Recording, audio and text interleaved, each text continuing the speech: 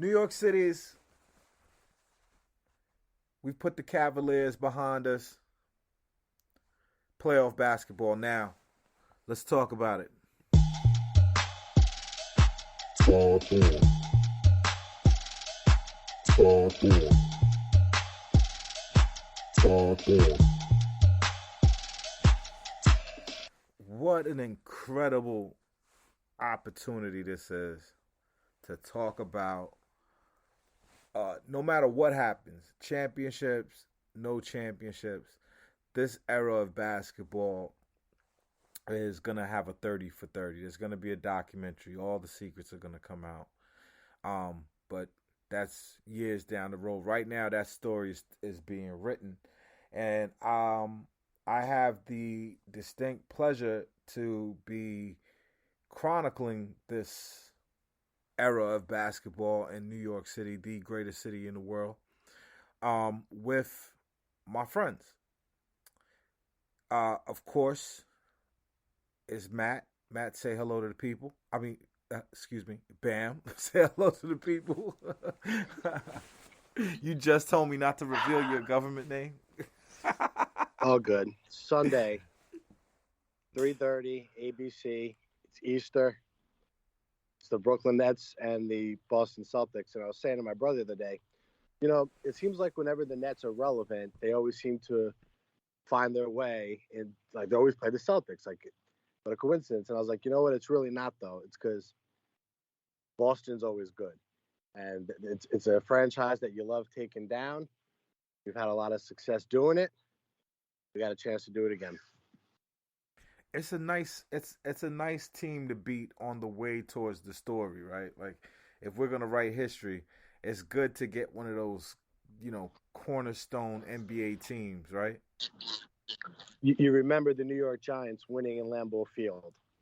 Yeah. It's that type of franchise, and we got a challenge ahead of us. Looking forward to it. Oh, it's not going to be easy. And of course, I am also having the distinct pleasure of chronicling this era with my other partner, Mr. Sam LaChow. Say hello to the people, Sam. Got through the play-in. There were a lot of times this season where I was nervous if we were even gonna make the play-in when we went on that 11, 12 game losing streak and had some gutless performances against the Hornets and the Hawks. But I'm just happy to be here at this point. We'll see what happens. Yeah, man. It's been a lot of anxiety for you. Are you okay? We've come this far. Are you feeling more relaxed now? I mean, I think this season, if there's anything that it's done for me, it's made me a bit numb to like any type of Nets basketball, like pain and or expectations. And I know Bam will also speak to this because he's a psychopath like I am, and I just, like there are a lot of games where I've had to shut off. I've had to, like the Cam Thomas game where he won it for the Knicks. I had to miss it because when they were down huge at half, I went on like a 4-mile walk. I just couldn't, I couldn't do it and couldn't go through with it. So yeah, I mean, it's taken a toll on me, and I'm sure Sunday is is a restart. Oh man, I feel good about it, but we're gonna have that conversation. We are adding to the squad. We're expanding the opinion base. We're bringing cats on that not only know basketball, not only have their own basketball bona fides, but we also wanted to bring on someone we've talked basketball. We've talked in particular Nets basketball with for a long time, and so we brought the homie Kool-Aid on the show. Kool-Aid, say hello to the people. What's good, everybody? Want to play in? It's business as usual. Being a Brooklyn boy, I hate everything that come out of Boston. So we got to get right and get them up out of here. Not an easy task, but we're about to shock the world. I don't know if it shocked the world though. Like, is it shock the world or is it do what they were meant to do? I say shock because of everything that transpired in the last two seasons. You know, with our luck, we ain't supposed to be here at all. If anything could go bad, it has happened to us. You So know, I say shock that we actually getting healthy at the right time and clicking. true, true, true. Like I'm not gonna reveal too much of your story, but I just want to tell the Pod Thorn listener base. This is a person who knows ball. This is a hooper who I won't say which championships or anything like that. Um, because I respect your anonymity, my brother. But you know basketball. You know what it takes to. You've been a part of winning basketball.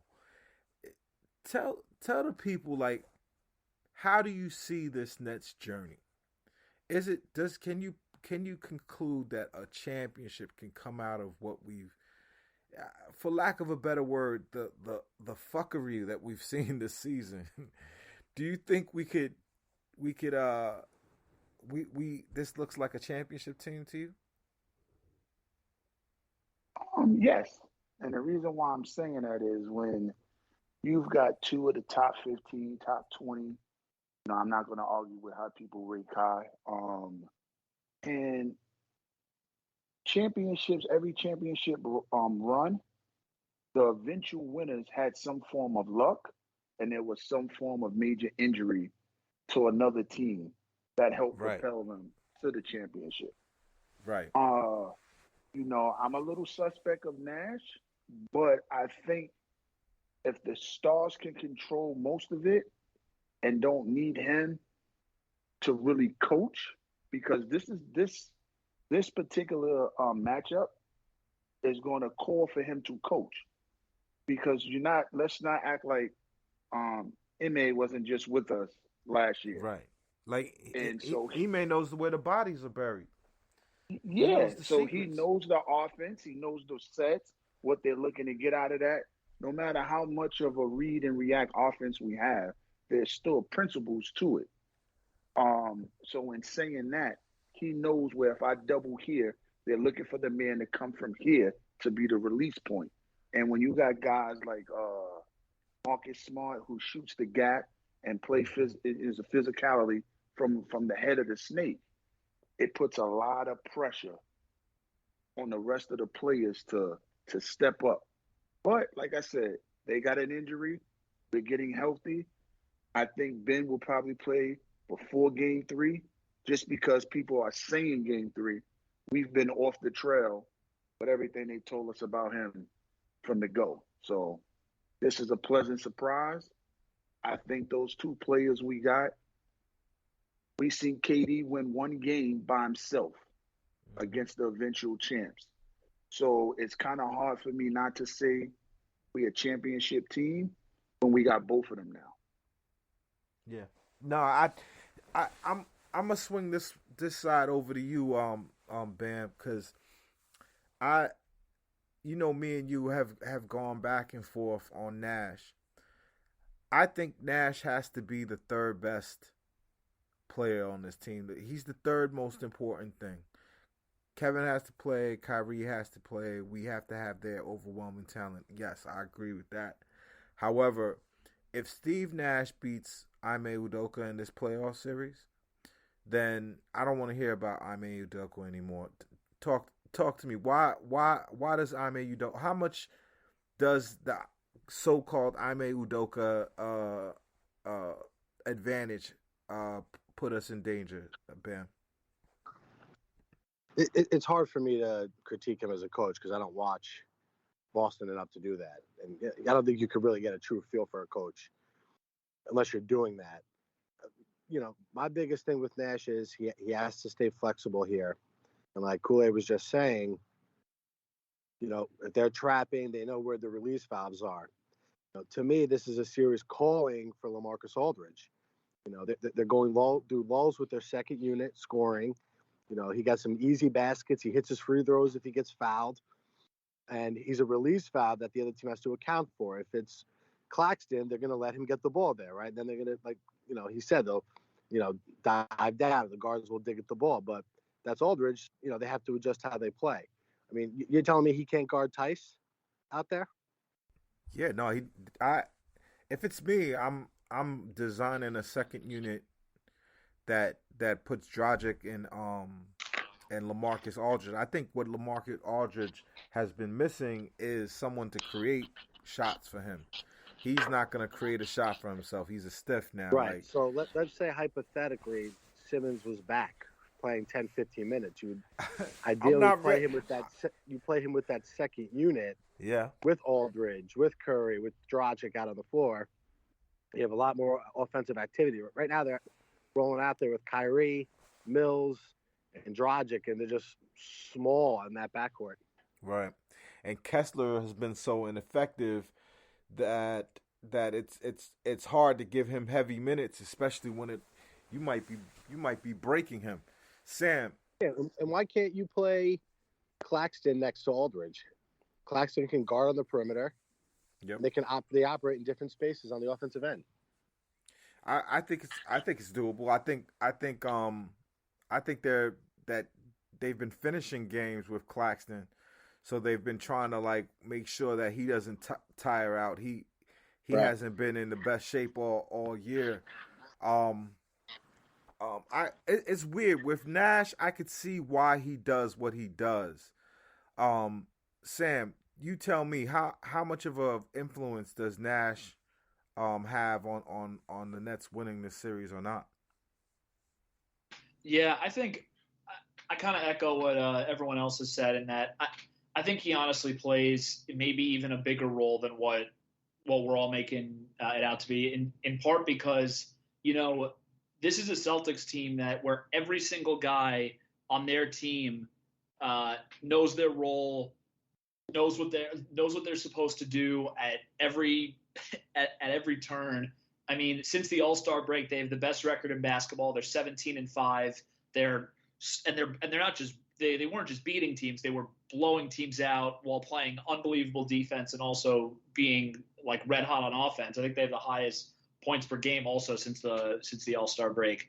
And so, yeah, I mean, I echo what Bam said in terms of Nash being flexible and seeing what works and seeing what doesn't work. And I think part of that is throwing a lot of different things at the Celtics, kind of similar to what we saw, off the bat, what Ty Lue did with Karl Anthony Towns and getting him uncomfortable. The Celtics team at this point, the only good thing about the Celtics being so good recently is they haven't been uncomfortable in a while. This team has basically had smooth sailing for 2 or 3 months, and I think that you do hit a point where when you get hit in the mouth for the first time in a while, that can set you back a little bit. And I think that hopefully is what the Nets can try to do, but it's going to require throwing a lot of different things at them.